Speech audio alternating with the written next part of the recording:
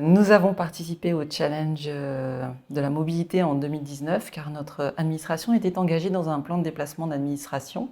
En effet, nous avons souhaité nous saisir de cet outil de management de la mobilité pour mettre en place des actions visant à limiter l'impact des déplacements liés à nos activités sur l'environnement. Nous nous sommes réengagés dans cette démarche en 2020 car nous avions été pris coup de cœur du jury en 2019 et nous n'envisagions pas de ne pas recommencer pour l'édition suivante. Le challenge de la mobilité s'est présenté vraiment comme une action phare de notre plan de déplacement d'administration.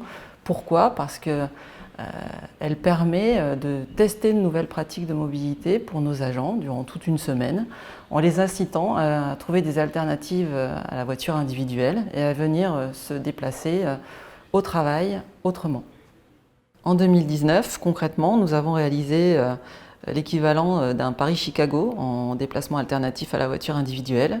Et en 2020, c'est l'équivalent d'un Paris-Tokyo. Pour l'organisation du challenge, nous nous structurons autour d'une équipe projet que je pilote et qui est constituée de 8 membres qui se réunissent régulièrement durant l'année.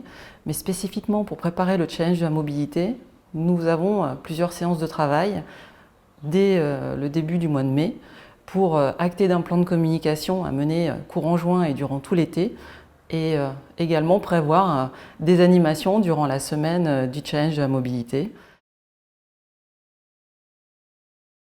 Oui, quelques actions, par exemple un atelier réparation vélo ou encore une formation remise en selle pour accompagner les agents qui n'auraient plus l'habitude de faire du vélo en milieu urbain, par exemple, dans la circulation, ou encore un atelier électromobilité pour lever les freins à l'utilisation du véhicule électrique. On peut citer également des ateliers de sensibilisation à la sécurité routière par des startups qui nous accompagnent sur des sujets nouveaux comme la micromobilité. Le challenge de la mobilité dépasse une démarche environnementale et écologique. Il va bien au-delà, dans la mesure où il fédère autour d'un enjeu positif. Il crée du lien entre agents d'horizons différents, des passerelles entre services qui se côtoient davantage en covoiturant, par exemple.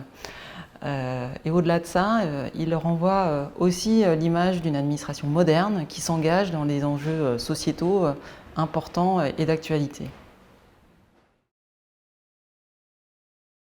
Le portage du challenge de la mobilité est fort à double titre au sein de la communauté d'agglomération. Nous avons un portage technique par la directrice générale des services qui est important et qui légitime l'action, en tout cas en interne, et qui démontre une volonté forte de notre administration de s'investir dans un sujet de mobilité durable. Et le portage politique également démontre que nos élus nous soutiennent dans la démarche que nous engageons et nous encouragent par la réalisation de vidéos, de temps forts pour valoriser la démarche et l'exemplarité de notre administration en la matière. Un conseil à donner aux référents mobilité serait par exemple de ne pas se mettre la barre trop haut, toujours inciter sans contraindre. L'idée étant que voilà, chaque agent participant est un agent qui pourra être ambassadeur autour de lui du challenge pour convaincre d'autres l'année suivante. Fort de notre réussite en 2019 et en 2020, nous avons comme ambition de faire encore mieux cette année. Nous avons pour objectif en 2021 d'amplifier la démarche au sein de notre administration, mais au-delà également, au sein du secteur public, mais également privé. Et invitons chaque structure intéressée à nous rejoindre dans cette aventure.